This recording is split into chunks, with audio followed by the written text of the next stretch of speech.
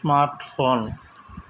ఇప్పుడు smart phone ప్రతి ఒక్కరి చేతిలో చిన్న వేళ్ళ కదలికతో ప్రపంచంలో ఎక్కడ ఏది కావాలన్నా క్షణాలలో మనకు వివరాలు, విశేషాలు, విజ్ఞానం, నూతన ఆవిష్కరణలు అన్నీ అందుబాటులో ఉంచుతుంది. స్మార్ట్ ఫోన్ లేని ప్రపంచాన్ని నేడు ఊహించటం కష్టమే.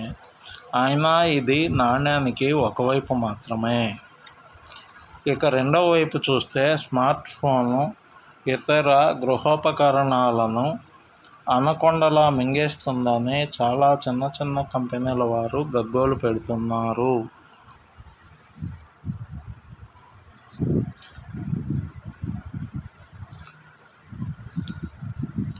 స్మార్ట్ ఫోన్ రావడంతో మొదటిసారిగా షాక్కు గురైనది మాత్రం ఈ చేతి గడియారమే.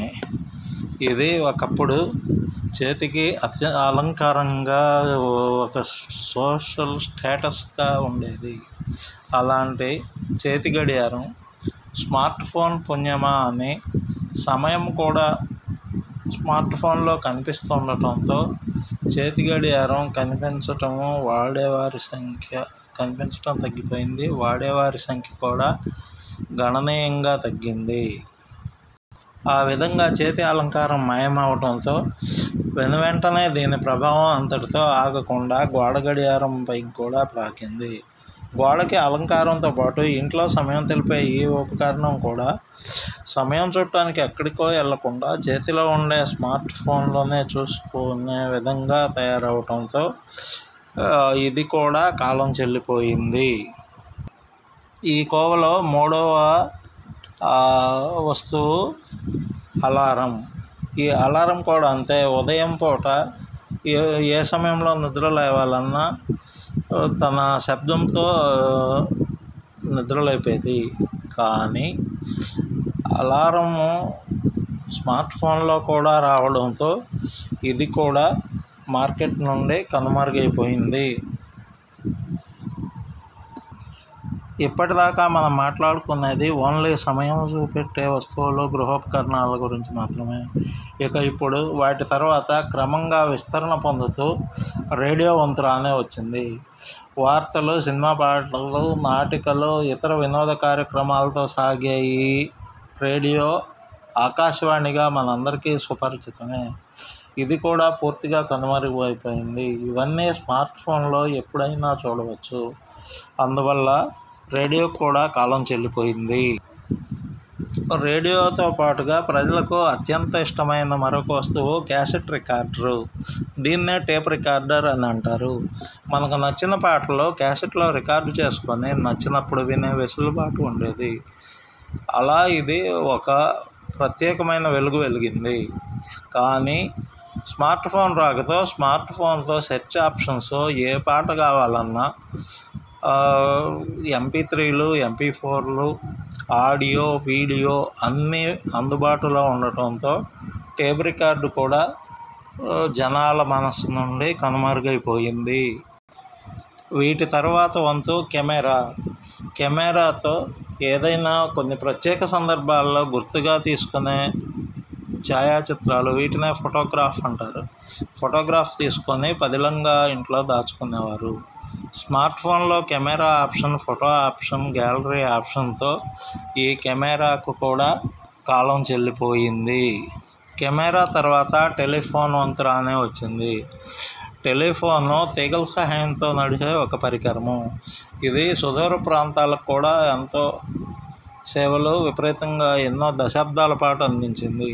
అయినా కూడా స్మార్ట్ ఫోన్ రాకతో ఎలాంటి కేబుల్ కనెక్షన్ లేకుండా కేవలం సిగ్నల్ ఆధారంగా నడిచే స్మార్ట్ ఫోన్ వల్ల ఈ టెలిఫోన్ కూడా మనుగడలో లేకుండా పూర్తిగా తగ్గిపోయింది.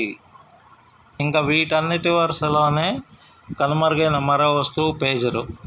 ఇది ఏ సుదూర ప్రాంతాల్లో ఎక్కడో ఉన్నా కూడా చిన్న చిన్న సందేశాలను చేరవేస్తుంది. దీనివలన మరలా వారు వెనక్కి టెలిఫోన్ చేయడం ద్వారా సమాచార మార్పిడి జరిగేది. కానీ ఇప్పుడు ఈ స్మార్ట్ ఫోన్లో మెసేజ్ సిస్టమ్ రావడంతో ఈ పేజర్ కూడా నిరుపయోగంగా మారిపోయింది. ఇంకా వీటన్నిటి తర్వాత ఫొటోస్ అండ్ ఫోటో ఆల్బమ్స్, ఇవి కూడా అంతే. ఆ కెమెరా ద్వారా తీసుకున్నది ఎంతో అపరూపంగా ఫ్రేమ్ కట్టించుకుని గోడకు వేలాడ తీసుకునే పరిస్థితి నుండి ఆల్బంలో దాచుకోవటం, ఎప్పుడైనా గుర్తుగా పేజీలు తిప్పుకొని ముచ్చటించుకోవడం జరిగేది. కానీ స్మార్ట్ ఫోన్లో గ్యాలరీ, ఫోటో ఆప్షన్ కూడా నిక్షిప్తమై ఉండటంతో ఈ ఫోటోలు, ఫోటో ఆల్బమ్స్ కూడా కనుమరుగైపోయాయి. Next video games. ఈ వీడియో గేమ్స్ కూడా టీవీకి మరియు కంప్యూటర్కి అటాచ్ చేసి ఎప్పుడైనా కాలక్షేపం కోసం ఆడుకోవటానికి ఉండేది. ఇప్పుడు స్మార్ట్ ఫోన్లో గేమ్స్ ఆప్షన్ కూడా ఉండటంతో కావలసిన యాప్ డౌన్లోడ్ చేసుకోవటం, కావలసిన గేమ్ ఆడుకోవటం లాంటి ఫెసిలిటీస్ అందుబాటులో రావడంతో వీడియో గేమ్స్ అనేవి కనుమరుగైపోయాయి. ఆ తరువాత వరుసలో క్యాలిక్యులేటర్, ఏవైనా కూడికలు, గుణింతాలు, భాగస్వామ్యాలు ఇలాంటివన్నీ క్యాలిక్యులేటర్ సహాయంతో సరిచూసుకునేవారు. ఈ క్యాలిక్యులేటర్ ఆప్షన్ కూడా స్మార్ట్ ఫోన్లో అందుబాటులో ఉండటంతో ఇది కూడా ఉపయోగంలో నుంచి మెల్లగా తగ్గిపోతుంది.